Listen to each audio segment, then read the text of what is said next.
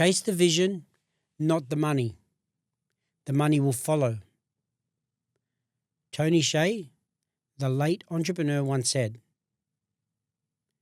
Now, how do we apply that to a horse trainer? How does a trainer fit into that? Because trainers are constantly, day in, day out, chasing Group 1 glory. They turn up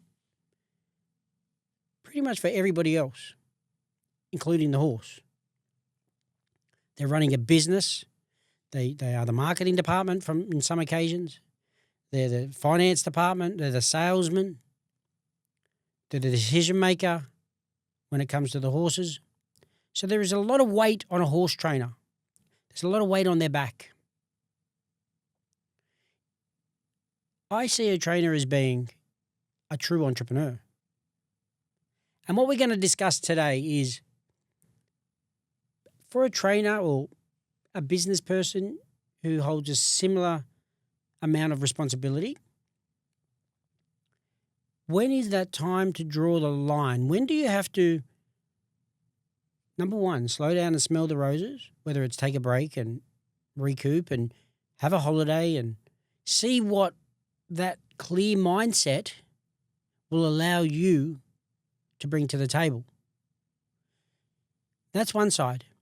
The other side is a true entrepreneur as a trainer means they're grinding day in and day out, doing the hard yards, filling in roles when people don't turn up.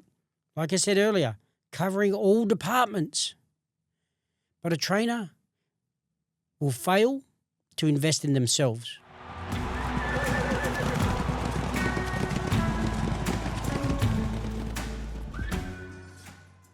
From a trainer who's just starting out to a trainer who might have 10 or 20 horses in work to a seasoned campaigner who's got 100 horses in work, they still need to have the same principles. They need to be a good communicator. They need to understand business. They need to make sure that they've got owners on board. They need to recognize that if an owner is coming and going, they need to replace that owner with a new owner. There are salesmen. They need to be able to close deals. They need to understand what type of market they're chasing. Trainers come in all different shapes and sizes, and there needs to be a point in their career when they need to establish themselves. Stop focusing on just the business. Because having a successful business as a horse trainer doesn't necessarily mean it's going to last forever. There's always another trainer knocking at your door or wanting to knock you off the perch. And as a head trainer, you need to understand where your business is at and the value of your business so you can leverage against that business. And if it's not even just the business, you need to understand where you are financially, because trainers work so hard for such a long period of time. There needs to be some sort of reward. There needs to be a pot of gold at the end of the rainbow. Why wait to the end of your career to see what's in the pot? It just doesn't make sense to me. Now, okay, you're busy. You're up at 3:30 in the morning and you're down at 10 o'clock at night finishing your invoices or driving a team, working out where the horses are racing, doing your noms and all this type of stuff. Now, two parts. One is slow down and smell the roses and tap out for a little bit, because that does allow you to come back with some fresh ideas, whether it's for the training or business. I'm not going to try to tell a trainer how to run their business or tell them how to train a horse. But what I am going to talk about is some of the discussions I've had with trainers, farm owners. I'm going to have the discussion today about options and opportunities they've got that might go amiss if they don't reach out and get the right help. You've got a good business, you're making good money, and you're paying your bills on time. That's great. Your staff are getting paid every week. Awesome. But what about you?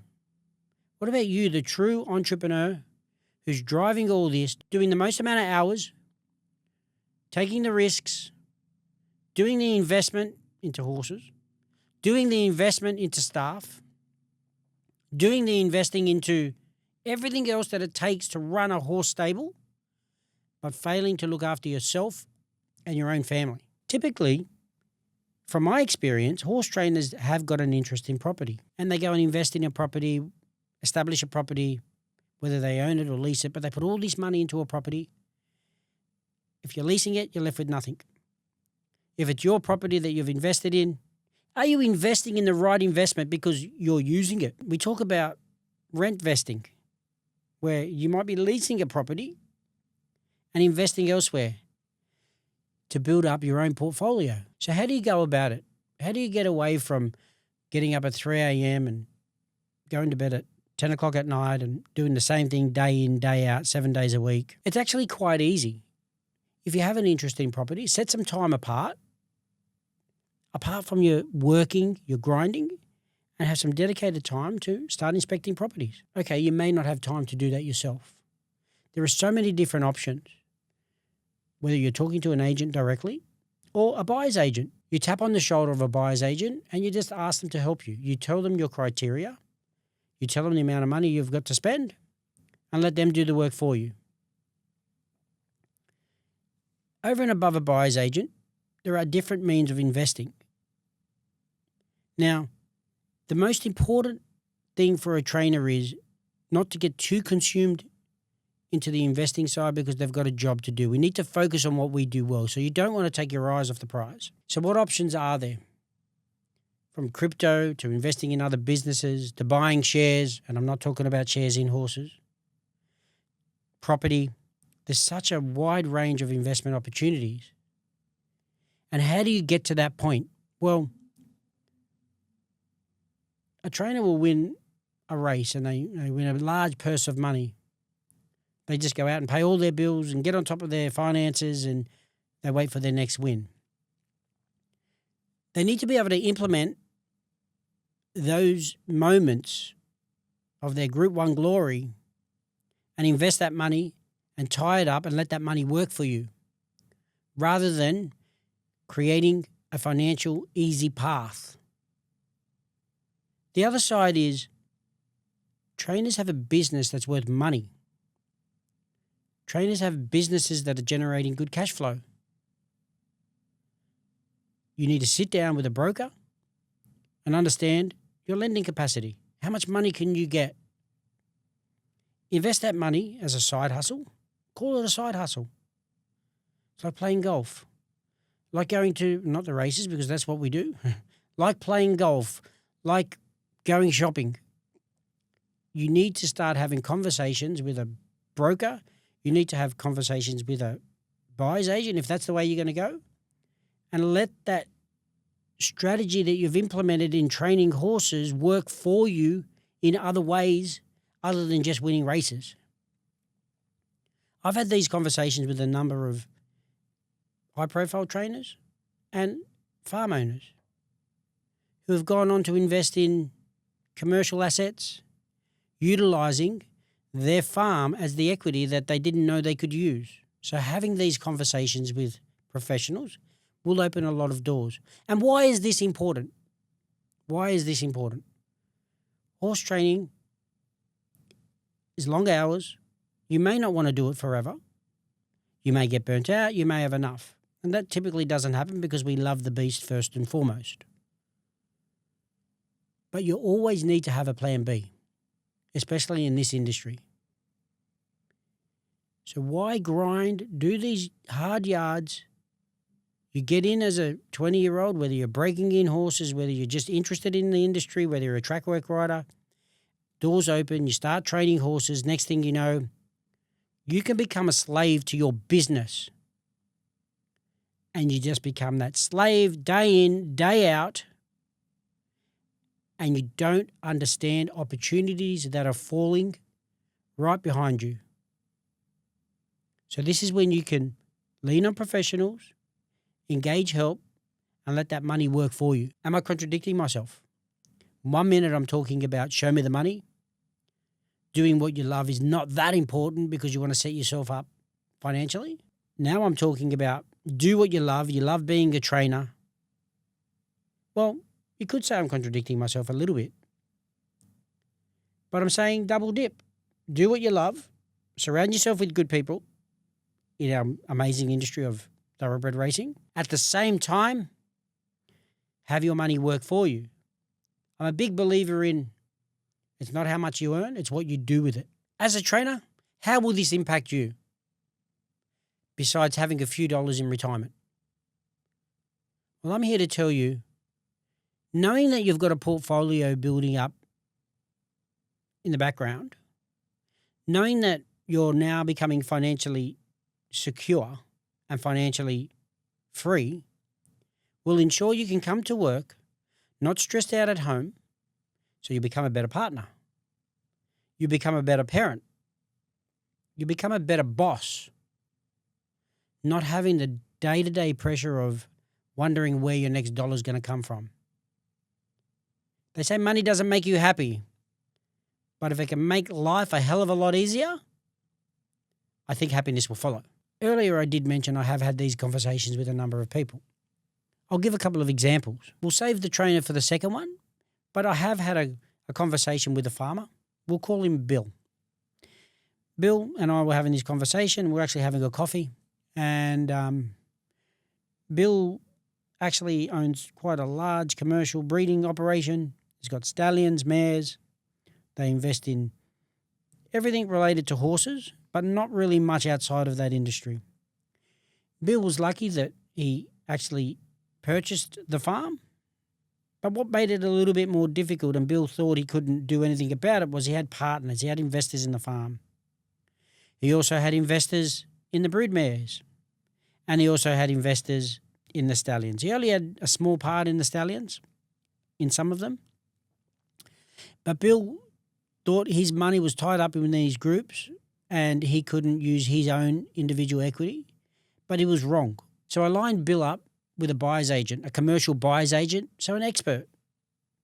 And this individual advised Bill, and we did have one group conversation before I left Bill and the buyer's agent to do their thing. Was we needed a property that had a nice lease in place, so a whale that could be lent against. We needed to ensure it had a good return because Bill had a young family and he didn't want to be dipping into his own pocket.